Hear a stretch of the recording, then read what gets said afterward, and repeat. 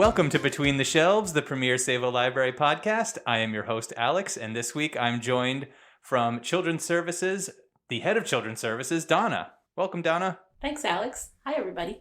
And joining us once again from Tech Services, Tory. I just realized I don't know what your official title is. And that's the way I like it. Garfield expert, Tory. That's what I'm hired to do.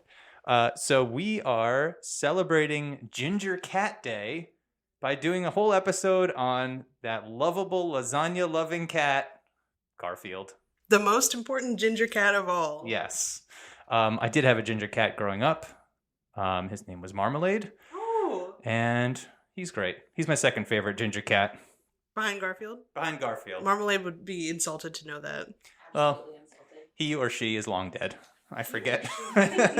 My first pet was also a ginger cat, and her name was Nicole. Aw. I have never had a ginger cat. Really? No. Because Garfield, no one could live up to him for Never. Never. Okay, so before we get into Garfield, and we have a lot to talk about, Donna, this is your first time on the podcast. It took 78 episodes, but we finally got you on. Not without either of us trying. There's just, you're crazy busy being the head of Children's Services. It's nuts down there. I know scheduling's hard, but I'm so happy to finally get you on. Now, I didn't tell you I was going to do this, but I have a lightning round of questions to get you caught up on the podcast. Nice. And this is so our listeners can get a better sense of who Donna is and who is this nut who loves Garfield so much. So I've farmed some questions from previous episodes. I'm going to fire them at you lightning fast. None of them are gotcha questions. Just answer the best you can. And it should be fun. I'm going to do it real quick. Go for it. From episode 26, what's your sign? I don't even know what episode 26 of the podcast. Yeah. That's our astrology episode. Our astrology episode. I'm so sorry. I'm Aquarius. Aquarius. Question 2. From episode 6, where did you work before becoming a librarian? Well, I've been here forever. So I was a page, a clerk, and a librarian before working here or during my time as a page. I also worked at this little teeny tiny pharmacy in West Sayville that no longer exists. It's now the bike shop. And yeah, that was my other job. So you're a librarian pure blood. A lifer. Pretty much. A lifer. Pretty much. Started here at 16. So Wow. yeah. That's the way to I'd do say it. I'm definitely a lifer. Question 3. Episode 22. What is your summer reading book pick? Well, since summer reading is so cuckoo downstairs, reading for myself is a challenge. So I've had the book Beach Read in my beach bag all summer, and I think I'm still only on chapter 3. Okay. So Emily Henry. Beach. Yes. Yeah, okay. All right. Question 4. Jar Jar Binks, Bombad or Poodoo? Oh, no. I'm not the biggest Star Wars fan. I know that's scandalous. But he's not all bad. Wow. Okay. I don't So think he's he's in all between bad. Bombad and Poodoo. He is. He's in between. You can go either way. All right. Question 5. From episode 9, what is your favorite musical? Since I was a kid, I always liked The Music Man, and it's Good such choice. a classic. It is. But yeah, I think I have to stick with that. I think I have to stick with The Music Man. Classic. Captain Billy's Whiz Bang. Question 6. From episode 12, what is your favorite TV show? I love Criminal Minds, Ooh. and Nice contrast to Garfield. it really is. And to the Music Man. And yeah, if I'm not watching Criminal Minds, well, I've watched every one of them. Now it's harder to find because it's on Hulu or something, or Peacock. Or Peacock. Paramount It's or on one of something. those, Yeah. and it's not quite the same. But yeah, I think I'm gonna stick with Criminal Minds. That's Okay. definitely my favorite. Question 7. From episodes 46 and 48, hip hop or K-pop? Wow. Hip hop. Sorry, Tori. I understand. Question 8. From episodes 24 and 59, board game or video game? That's a tough one. My younger self would absolutely say video game, but my older self has to go with board game. Okay. Question 9. From episodes 36 and 50, horror or romance? That's another tough one because it depends on my mood. I guess I'll go romance. Okay. Last question. From episode 4, Would you rather reread your favorite book as if it were your first time, or your favorite author makes a new book? I think favorite author makes a new book. Why is that? Just something new. And favorite book, you can always go back to it. Yeah. But something new just keeps things exciting. I meant, did I say reread your favorite book as if it were your first time again? Yes. Maybe Okay, I I did say misunderstood. Sorry. That's a tough one. Maybe reread the book as if it was, All right. Because you liked it so much, you want because you liked it so much. Like, why not? And Yeah. you have to hope you're gonna like it the same again. Yeah, because you're a different person You're a from where different you person, were when you read it. especially if Yeah. you read it 10 years ago, whatever. You know. That's all I got. Sounds Now we good. have Amazing. Donna retrospective. We have now a complete picture of Donna as we head into the Garfield portion of the episode. You could have been on any of those episodes, obviously. Could have. Okay, so let's get into Garfield. Tori, start us off. I'm going to start us Why off. are we talking about Garfield? We're going to talk about Garfield because I love Garfield, and everyone knows it. And it's Ginger Cat Day, and there's Heathcliff, there's Top Cat, there's Nicole and Marmalade, Mhm. but the number one Ginger Cat is Garfield. So we're going to do a little bit of a retrospective of all of the different filmed adaptations of Garfield from the 80s to now, because there have been a lot of them, and not all of them are good, Mhm. but some of them are very good. I'm going to say. Okay, let's get into it. So we're going to go through these chronologically. Is Yes. that right? Okay. So I'm just going to talk a little bit about the original Garfield animated specials from the 80s and 90s. The one that, I think I'm the only one that watched it, but I watched Garfield on the Town for this episode, which was from 1983. But between 1982 and 1991, there were 12 animated specials. 11 of them were 24 minutes long. One of them was 48 minutes long. They were all produced and aired on CBS. And they were all written by Jim Davis, the creator of Garfield. And all of them were also directed by Phil Roman, who directed the Peanuts specials from the 70s and 80s that people really love. And the Garfield specials all had a couple things in common. They were short, they were a little adventure that Garfield goes on, and they almost all had music by the musician Lou Rawls. Sometimes the music was Garfield singing, and it was the voice of Lou Rawls, and sometimes it was just music happening during the episode.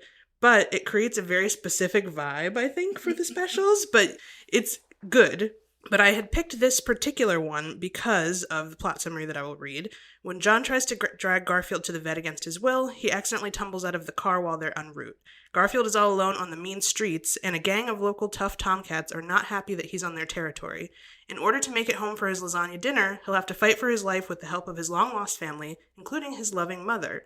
So in this episode, Garfield goes into an abandoned Italian restaurant and meets his mom.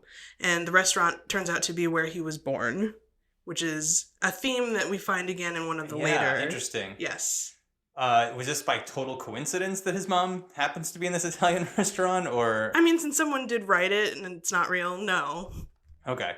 But he didn't go in there to find her. He's just looking for a place to escape from the gang of cats. And he goes into this old restaurant. He's like, it looks familiar in here. And then his mom comes out of the shadows and introduces him to all of his cousins and his grandpa. And then there's a rumble between the Italian Garfield family and the street cats. Interesting. Yeah. Okay. Cat gang war. Yeah. So it establishes the Lou Rawls music, and it also is the first time that we see Lorenzo Music, who does the voice of Garfield, who is, I think, maybe the only acceptable voice of Garfield for a lot of people. Continue it thereon Yes. until the movies, basically? Yes. So he is the same voice that I grew up with Yes. as well, and he's perfect. Anyone who is familiar with Garfield before the 2004 live movie, you know this voice. Yes. This is Garfield. This is Garfield. Mm-hmm. And it can't be beat. So then I will move on, because of the connecting Lorenzo Music, to the Garfield and Friends TV show, which I think is how most people have, if they've seen Garfield, they've probably seen this. Yes, this is what I grew up on. Yes.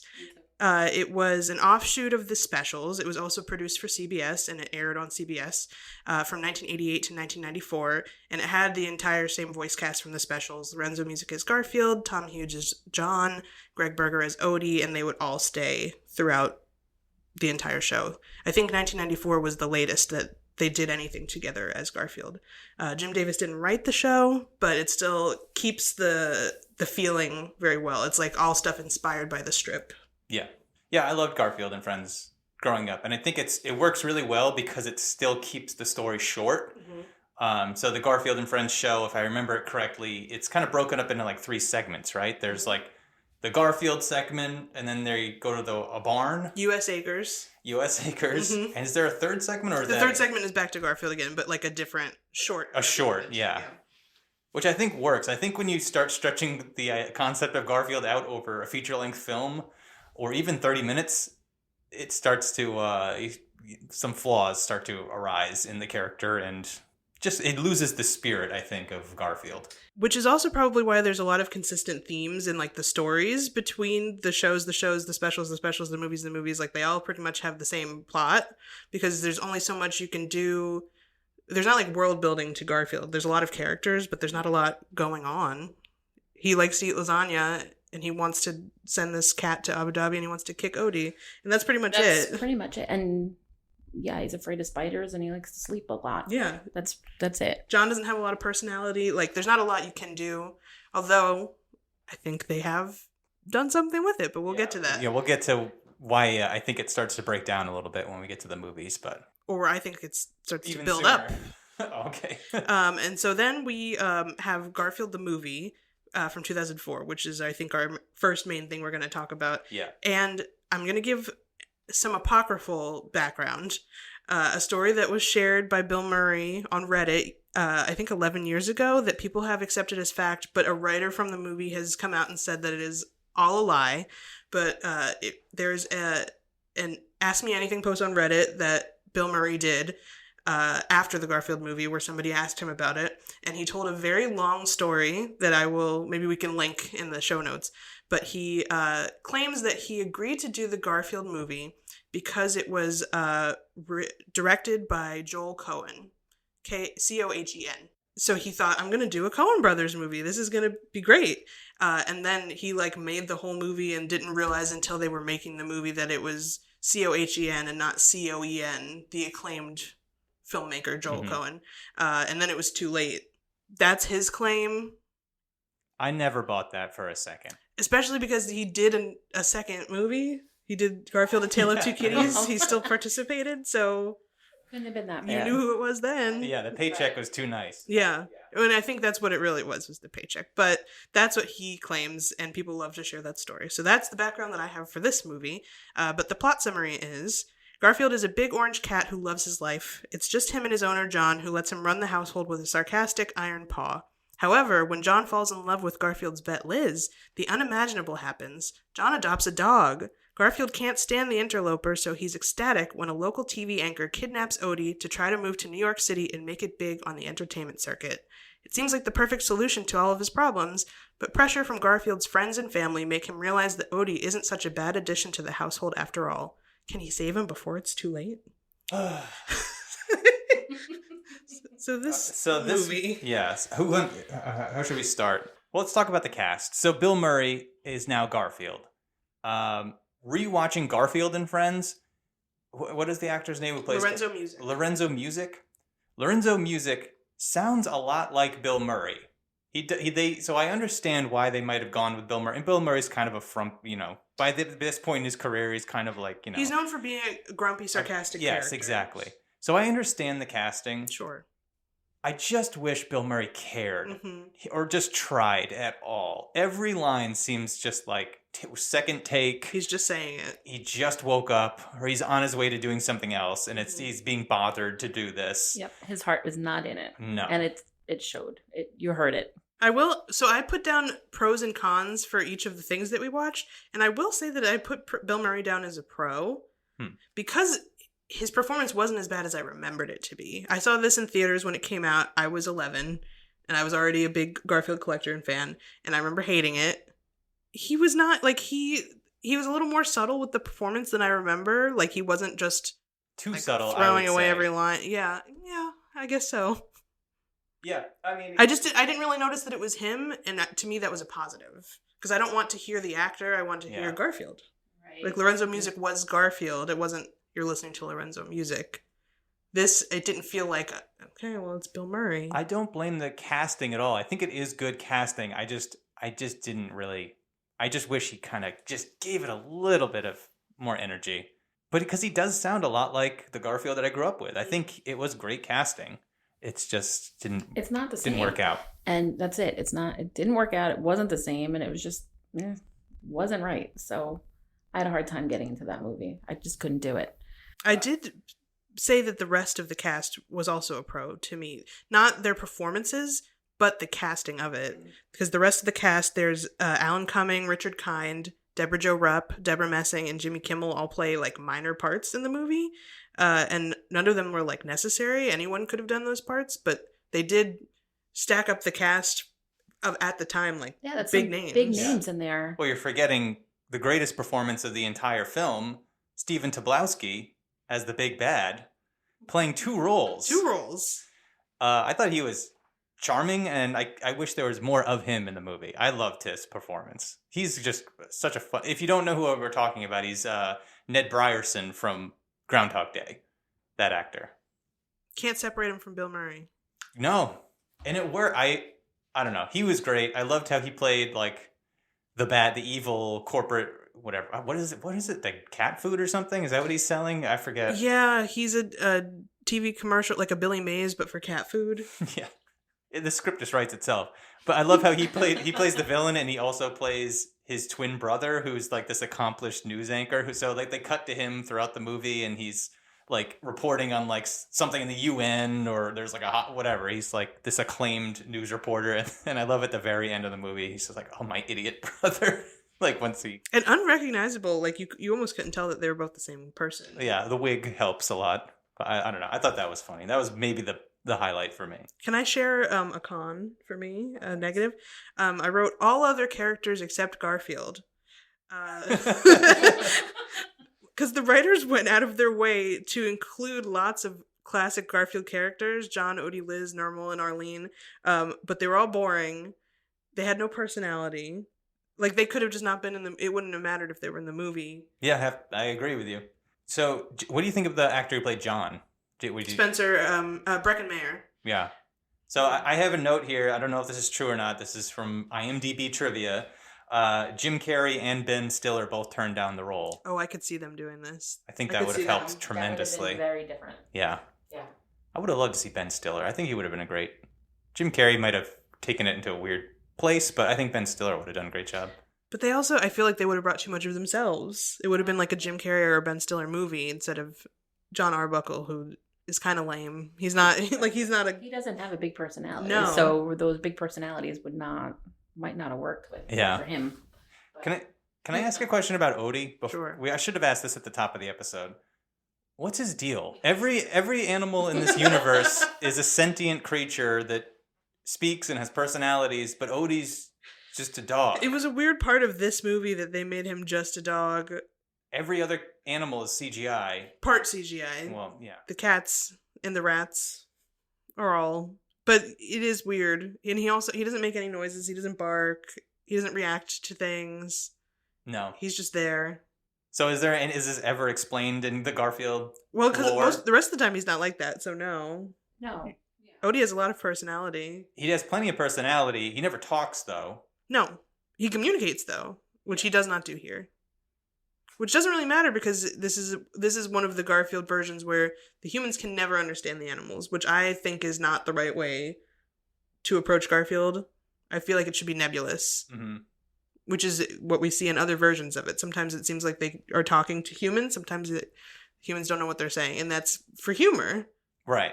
It suits whatever Jim Davis, is it Davis or Davies? Davis was going for in that panel, basically. Or whatever. It serves the gag, yes. Always.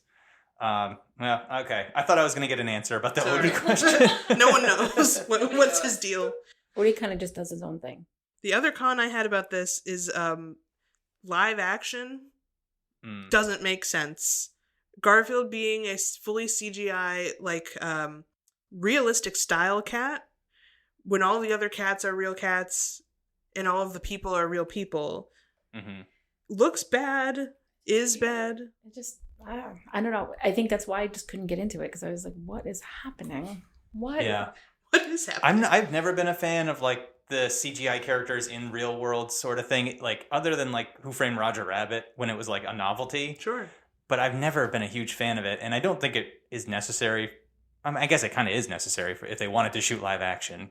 But this makes the least sense the way that they did it here because they had so many real animals, and then Garfield. Right. And Garfield doing like things that a cat can't do. It would have been too expensive to animate every single animal in the movie, I think. Sure. Right. But I think before this movie came out, there was a CGI in real world movie called Cats and Dogs, or Cats versus Dogs, which I also saw in the theaters. All real animals, CGI'd the mouse. Do that for this. Get a real orange cat. Get a real fat orange cat. Unless they spend too much money on their good cast, maybe. Maybe. Who knows? Maybe Bill Murray demanded a lot. He needed the money, yeah. I don't think it just is bad.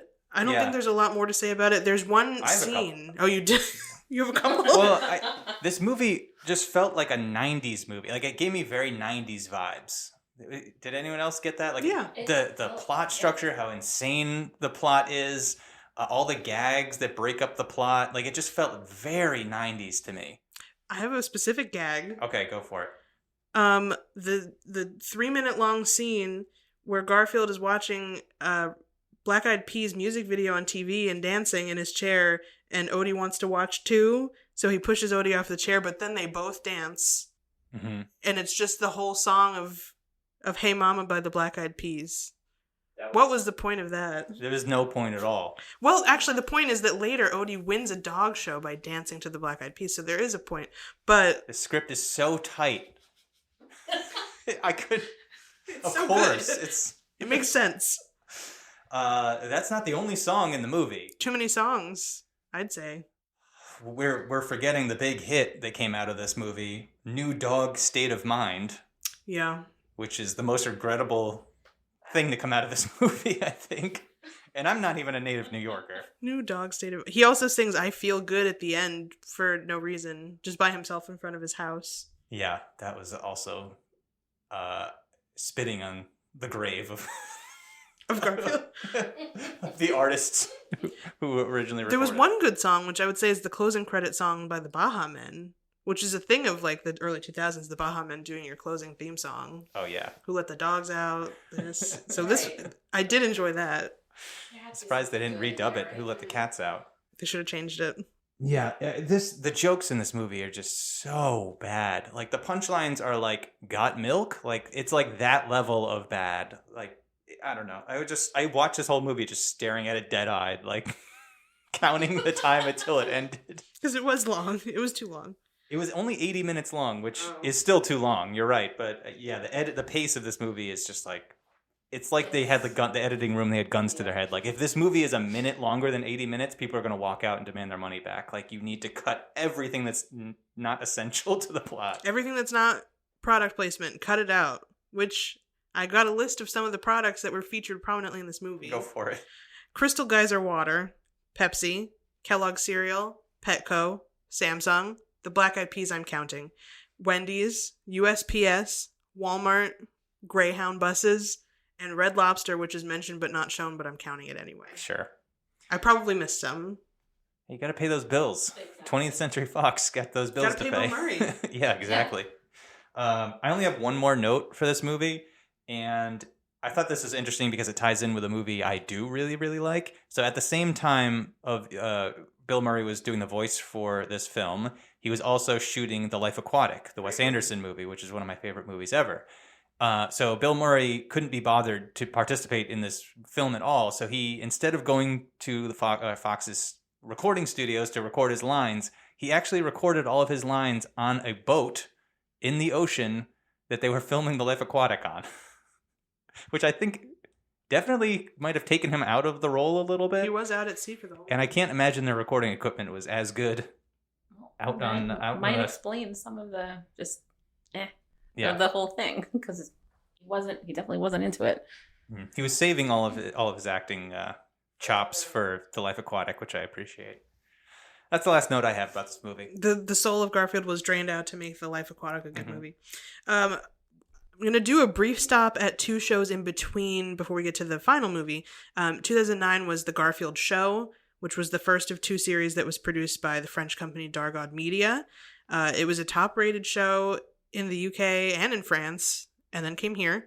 And it's just a terrible CGI version of Garfield on your TV. Mm-hmm. Yeah, CGI is very crude. Mm-hmm. And I was kind of alluding to this earlier, where I think the Garfield charm starts to fade when you get into the 30-minute episode range, because then it's competing with just any other 30-minute cartoon show, and the Garfield character, he can kind of be a little bit of annoying once you get to that 30-minute mark. And also, the other thing I couldn't find the episode that you wanted us to watch for this. Wrong, yeah. So I just started from episode 1 and I watched a couple of these with my son, who I won't say he watched it. He was entertained by it, I guess. But he has not asked to watch it since.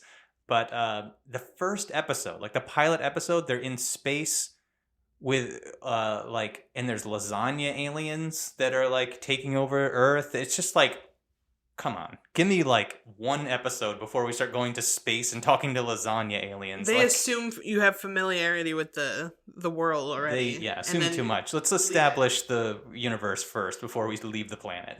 It also, the person who plays Garfield here is Frank Welker, who has played Garfield from the time that the show was created through now. He still does his voice for things, I believe.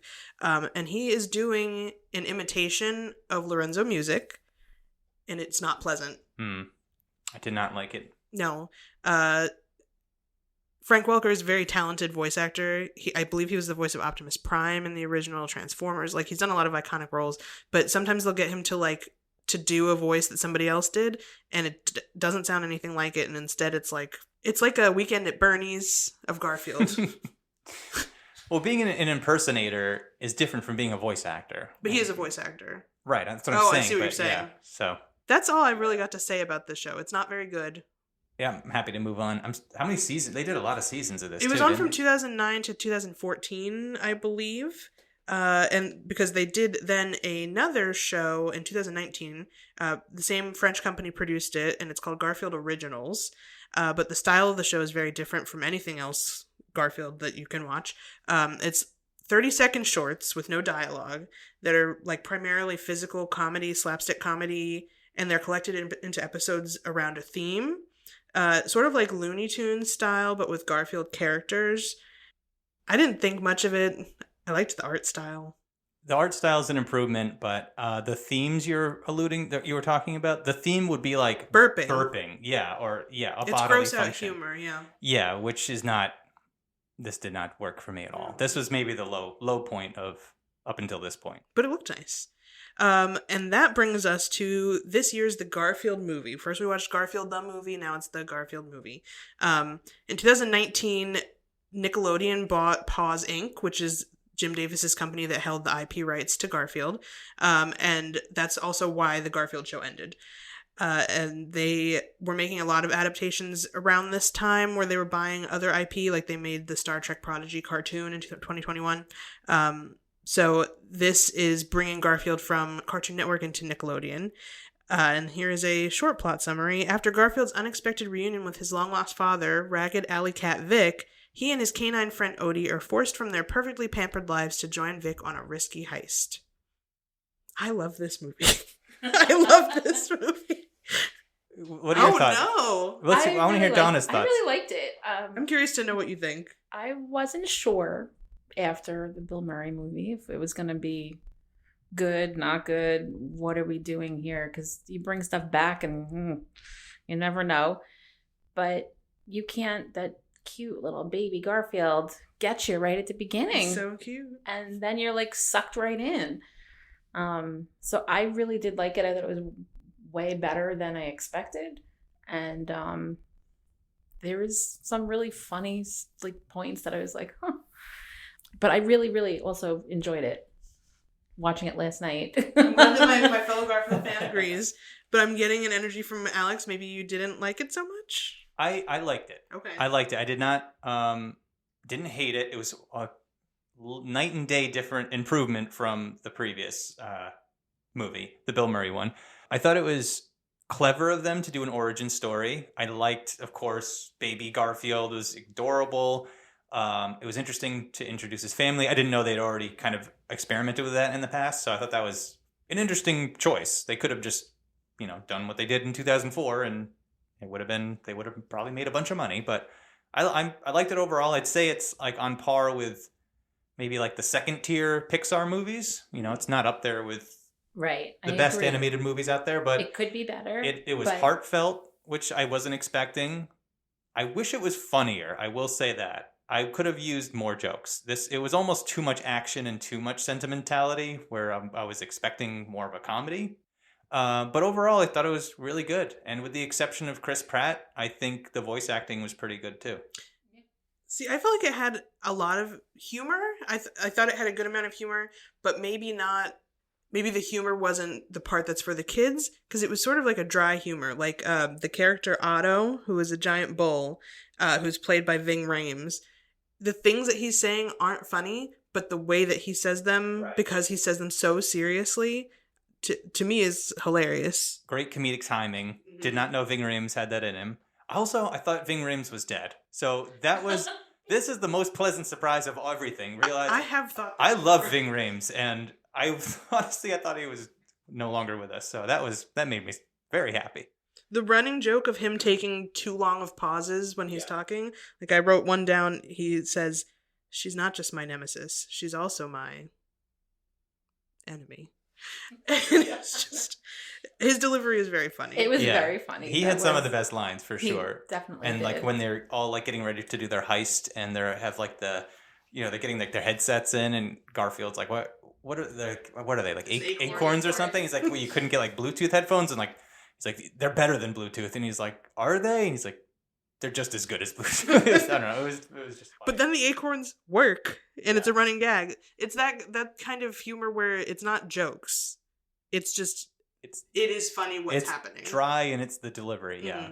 Which I guess is for me. I don't know. No, I love dry humor, but I just wish there was more of it. Sure. It did have some very serious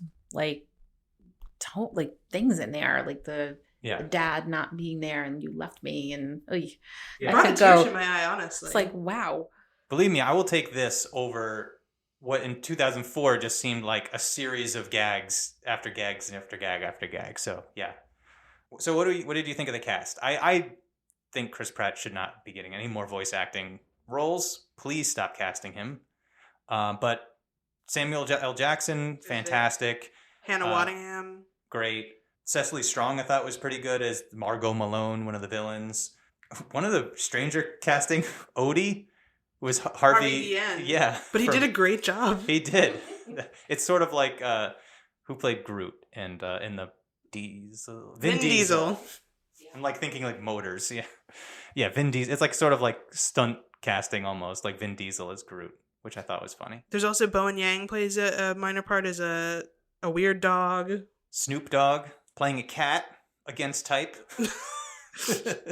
And he also has a song in the movie. Yeah, he sang at the end. Mm-hmm. He's everywhere right now too. So I'm like, how is he in this movie too? I liked it. Chris Pratt, could have done without him, but it worked for me. I liked Chris Pratt in this movie. It worked. Yeah. I was gonna not see the movie at all because of Chris Pratt after the Super Mario debacle, but I'm surprised. He sounded like Chris Pratt, but I like that he didn't try to do a Lorenzo Music imitation. He didn't try to do a Bill Murray imitation. He brought a different take to the character, but it worked in the story that they did, I thought. Yeah. I disagree. I just heard Chris Pratt the whole time. That's fair. I'm sick of not hiring voice actors to do what they're trained to do. But the rest of the cast is also not voice actors. Right. But they did voices. Samuel L. Jackson didn't do a voice. Ving Rhames no, but Samuel L. Jackson has done voice work in the past and done an excellent job. Sure. And he did a good job here. And he did a great performance. I do want to acknowledge the product placement again. It's less bad, but it's there. Mm-hmm. Pop Chips, Sony headphones. Sony produced this movie. Olive Garden, and Shark Tank, Walmart, and FedEx. There's probably more. Yeah. Those are the ones I spotted. Surprised there weren't more food-related sponsorships. Especially because there were a lot in real life. Yeah. There were a whole lot. Yeah, I don't know. What did you think of the animation of the film? The character design was a pro for me. Yeah, for sure. It was not exactly the comic strip, but you could tell that it came from the comic strip. Definitely. Yeah. I thought it's almost equivalent to the Peanuts movie that came out recently, where it's very much going for that style, but with beautiful CGI. Yeah, I thought that was definitely a pro. It was really well done. I thought that the story was also very strong, especially if you compare it to the 2004 movie. Like, the villain had a fleshed out backstory. There was a lot of backstory given for Garfield and his father that supported why the plot was happening in the first place, instead of just sort of random events. I love Ethel and Otto and their story, their love story. Yeah. Their love story. Very unexpected. Yeah. I really didn't see that coming. No. I'm just like, what? Yeah, I love that B story, I guess you could call it. The only note I have is I wish they kind of spaced out like the introduction of Vic a little bit more, because they kind of build it up where like he's kind of stalking them almost or something, and they kind of just get to it too quickly. I wish they kind of spread that out a little bit more, but I don't know how they could have done that, because I think the runtime's just It's an hour and 40 minutes, which is nice and quick. Perfect. For the fans also, I took note, there was, in some of the other things that we talked about, there were references to the comic strip, but there were some really nice ones here, and also an Easter egg. There's a scene at the beginning of the movie where John is at his drafting table drawing, because he's a cartoonist, which is not acknowledged in any of the other stuff. But he's got a bunch of sticky notes on his desk, and one of the sticky notes says, "For Jill," and Jim Davis's wife is Jill Davis. So I thought that was very sweet. But there's also the reference to the Garfield lore. Garfield is ordering from Mama Leone's restaurant at the beginning, and John is eating there in the flashback at the beginning of the story with baby Garfield, and that's where he was born, Mama Leone's restaurant. They include the spider from the comic strip. He's in there. Binky O's cereal. Binky the Clown is a character from Garfield and Friends and from the comic. And they have the number 78 everywhere in this movie, which is the year that Garfield, the comic strip, began. Yeah.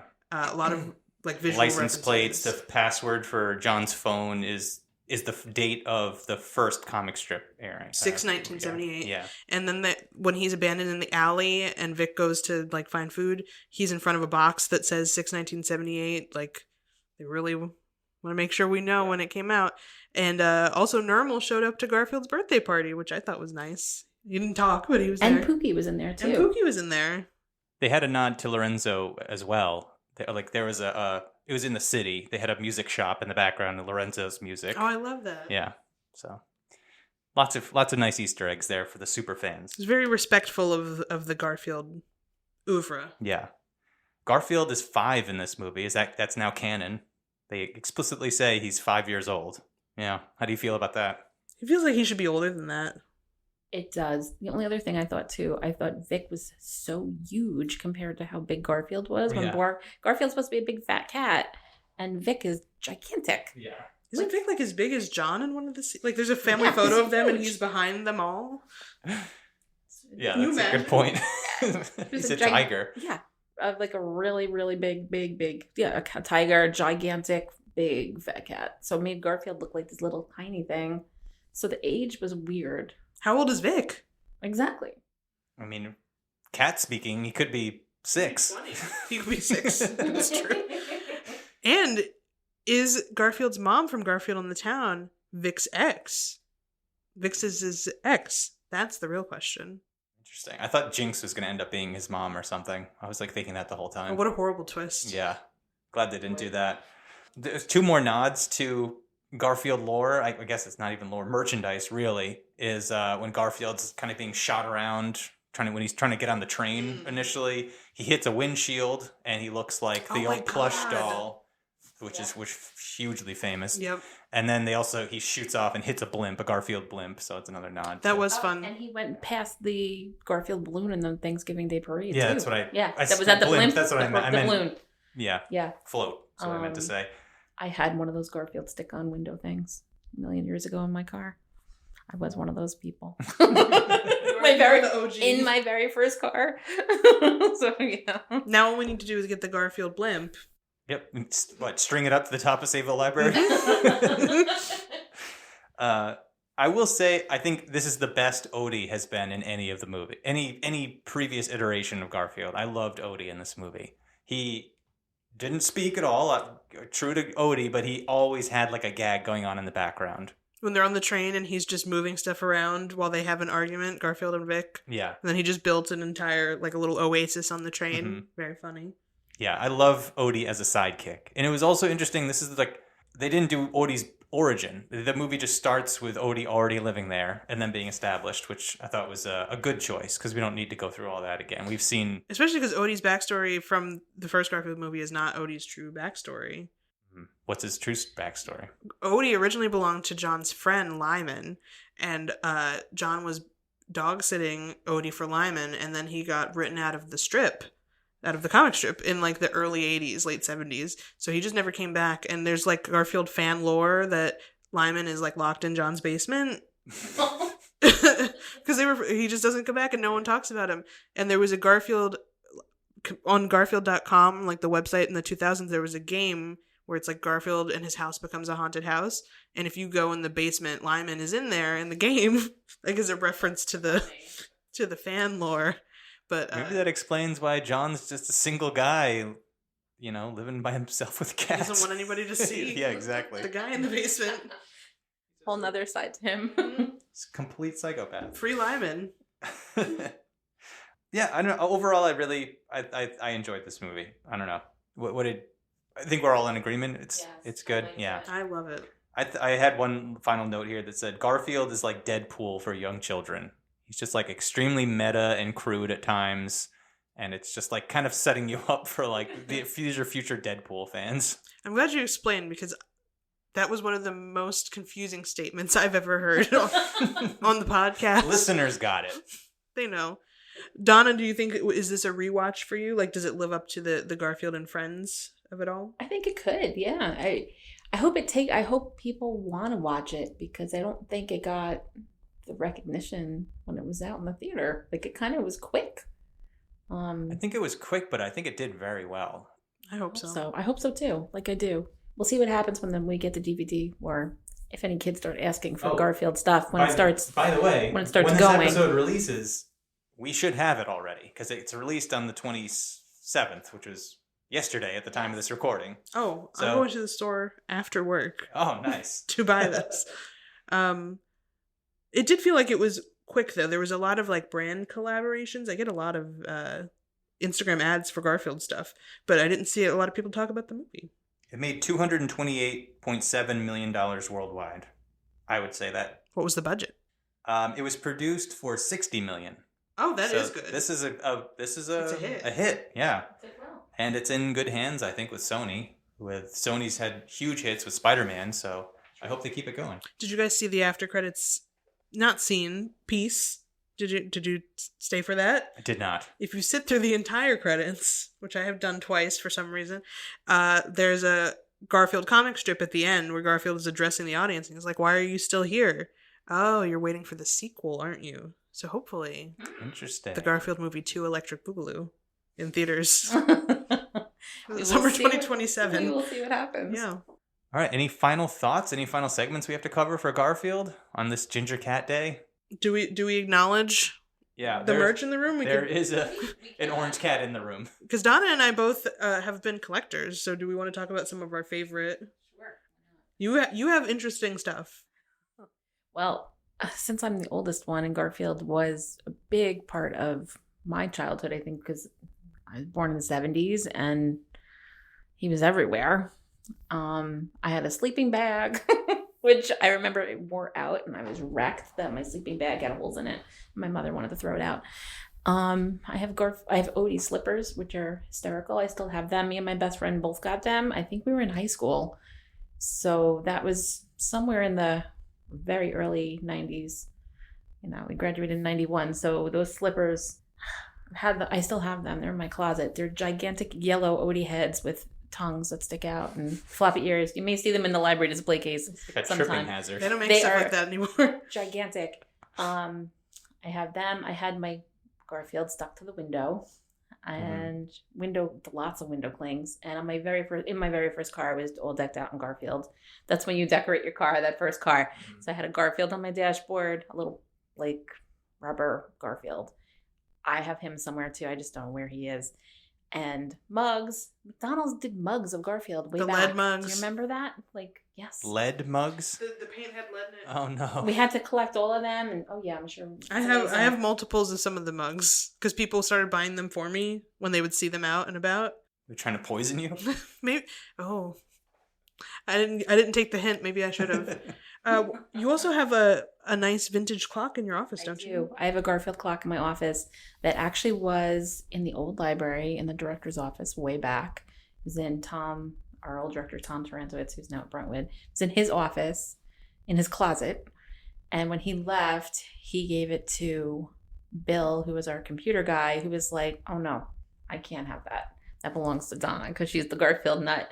So I've had that clock for quite a while, and it's in my office, and his eyes go back and forth and his tail goes back and forth, and it's died twice, and we've had to bring it back to life and order some new clock parts. But it makes everybody laugh when they come in. So if you've never seen it, pop in my office and you'll see it on the wall. It was open invitation to all our listeners. Open invitation, come see. Who knew that it was part of the library history? I did not know that part. Yeah, it's been around for a long time, and it's just special because it's been through a lot of hands, and I don't know where it came from before it was in that closet in the director's office in the old building. But when he left here, he passed it along to us. So yeah, it's been here for quite a while. And then we have a few new Garfield characters that are hanging Tori out. brought some memorabilia. I brought some of the more. I've been friends. collecting Garfield for 20 years. So I brought some of the recent stuff because Donna and I have both been collecting the new movie merch because the new design of Garfield is so cute. The baby Garfield. Yeah, I had gotten over Garfield a little bit. I don't like the current design of him, but the movie has revitalized me. So I have a few. He had a cranky face for a while, and he just didn't look formulaic. Oh, that reminds me. One other thing I didn't like about the 2004 movie is his mouth design made it look like he had a mustache. It did, which is not right. Yeah. Anyways, go on. In the room, I've got a Garfield Build-A-Bear that I went to get recently. A Garfield from. I think this is this the Walmart Garfield? This is the Walmart Garfield. This is the movie theater Garfield that they gave out at AMC. I should have brought my popcorn buckets. And there's a Garfield toy that's baby Garfield eating lasagna that's very cute. Still in the box. Still in the box. I can't take it out. But most of... I opened mine because he meows and he makes all kinds of noises when you give him the Garfield, give him the lasagna. We can include a pic on with the... And they were hard to find, those Garfields. I wanted to get. I think we started talking about Garfield again when this movie came out, and somehow, you know how your phones listen to you. It just popped up, and I'm like, I have to get this baby Garfield. I love it because I've also been collecting Garfield stuff forever, and couldn't find one. So my friend was upstate, and I'm like, go find this Garfield for me when you're up there at Walmart because it says they have it. And he couldn't find it, but he got the one with the lasagna. And then his friend was like, what? And found the other baby Garfield and shipped them to me. So me and Tori got the benefit of friends looking for these hard to collect. It helps when your interests are so widely known. And people look for them for you. Yeah. It does help. Although I will say, most of my collection is like vintage Garfield. I prefer like 80s Garfield merch, and there's lots of it. And I spent my childhood, like I would buy it at thrift stores, like a toy for like $2 or whatever. But there's been this big resurgence of like Garfield collectors on Instagram. People have whole accounts dedicated to it, and they're buying up all the Garfield merch and reselling it on eBay and stuff for way more than it should cost, which has stifled my collecting since I like the vintage stuff. So most of my best things I don't think I would ever find again. Like there's a Garfield phone where it's his body and you just a piece of his back is the phone. I remember that phone. And his eyes open and close when you pick up and hang up the phone. Years ago in France, this is going to make sense in a second, I promise. Like hundreds of these Garfield phones washed up on a beach and no one knew where they came from. And there's been articles written about it. Every couple of years, the articles will circulate and everyone will send them to me. Like, you got to get one of these phones. I have the Garfield phone. I could never get it now that everyone's seen the article. But you do have it. I do have it. I love it. That's probably one of my best. I do remember Garfields. that phone as a kid. I did not have one, but I do remember it. there was so much Garfield stuff because it was the thing. And now it's you know? back. So And here we go It's again. back. So I'm hoping to see some kids coming in with Garfield. I have seen some Garfield t-shirts out and about. I saw one at Five Below. And of course they only had like, kid size. I'm like, kid size shirts? Come on. We're the ones who like Garfield. Tori and Donna are waiting to get the Garfield shirts. We'll make some in the makery. Oh, We're great. gonna have to do We'll do a program. We'll do a Garfield program. Mm-hmm. All right. I think that's all we got for this episode. Thank you both for coming and sharing your love of Garfield. And I'm glad we got to at least see the 2024 movie. I probably wouldn't have seen it otherwise, and I really liked it. And it definitely fixed that horrible Bill Murray. Now we don't have to think about that one anymore. Yeah. You can pretend it doesn't exist. That's it. Mm-hmm. Well, thank you, Alex, for having me. My pleasure. And Thanks thank for you humoring for us. thank you Yes. for participating in the lightning round questions. No problem. All right. That's all we got. So listeners, we'll see you next time between the shelves.